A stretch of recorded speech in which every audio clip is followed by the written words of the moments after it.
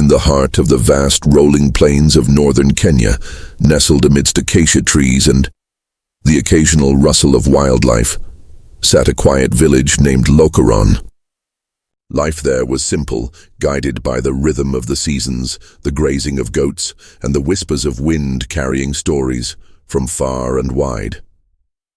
It was in this village that Naoma, a young girl with a quiet charm, lived. Her beauty was understated yet arresting, her laugh like the sound of a gurgling brook, and her dark, piercing eyes seemed to hold secrets of the world. Naoma was in love with Lemayan, a tall, confident young man whose laugh could fill the air and whose hands bore the roughness of a shepherd. Lemayan was known as the most skilled herder in the village, and Naoma admired his dedication and the way he always dreamed of creating a better life for their people.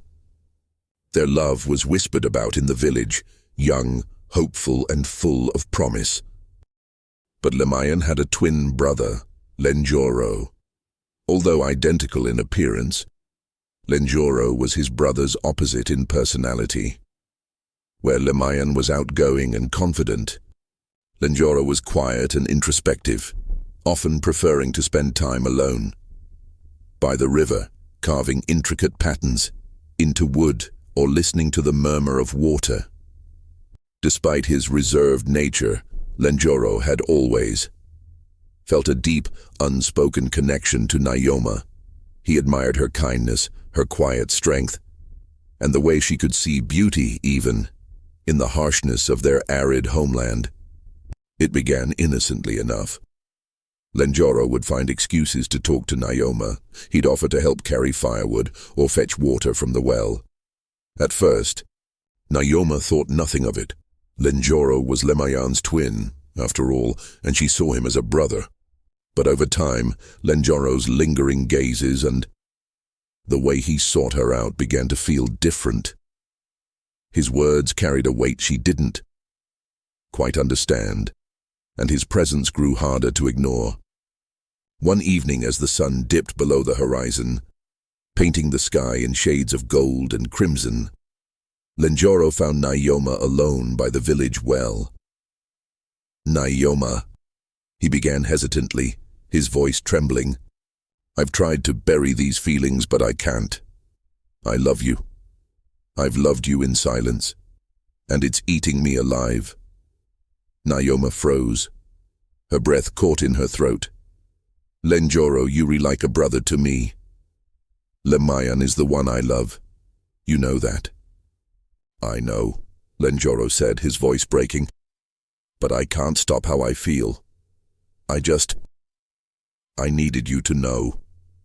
From that day, an uneasy tension settled between the three of them. Naoma avoided being alone with Lenjoro, but his feelings for her did not wane. Instead, they festered, creating a rift between the twins. Lemayan, unaware of the full extent of his brother's feelings, began to notice the strained silences and the way Lenjoro avoided his gaze. One fateful evening during a village celebration, under a starlit sky, everything came to a head.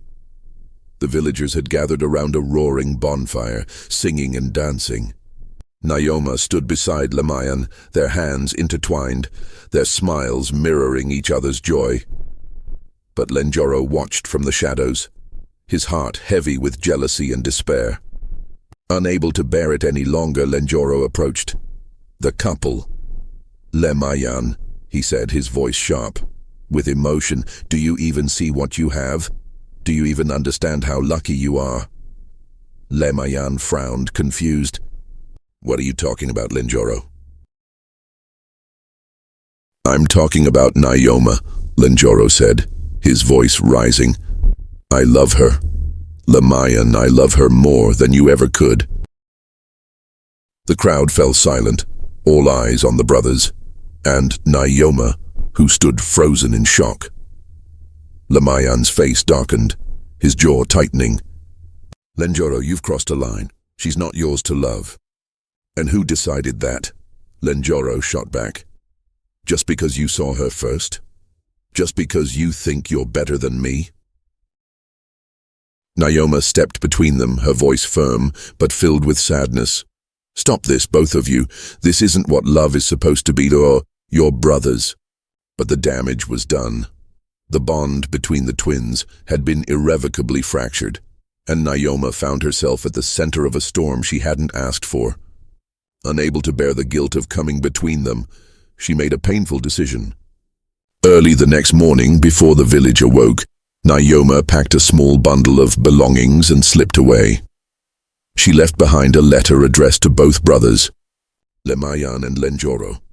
"I love this village and I love you both, but I cannot stay and be the cause of your pain. You are brothers, and nothing should come between that. I hope one day you will find it in your hearts to forgive each other, and to forgive me, Naoma." When the brothers found the letter, they were devastated. Lemayan searched for her for weeks, but Naoma had vanished into the vast plains, leaving no trace. Lenjoro, consumed by guilt, withdrew further into himself, retreating to the solitude of the riverbank. Over time, the twins began to mend their fractured relationship, bonded by their shared loss and the realization of what they had sacrificed. Naoma's departure left an ache in their hearts, but it also taught them a painful yet valuable lesson. Love, when tainted by jealousy and possessiveness, could destroy even the strongest of bonds. In the years that followed, Naoma's name became a bittersweet memory, spoken in hushed tones around the village. Some said she had started a new life in a distant town. Others believed she had wandered into the wilderness to find peace. But for Lemayan and Lenjoro, she remained the girl who had taught them that love, at its core, was not about possession. It was about letting go.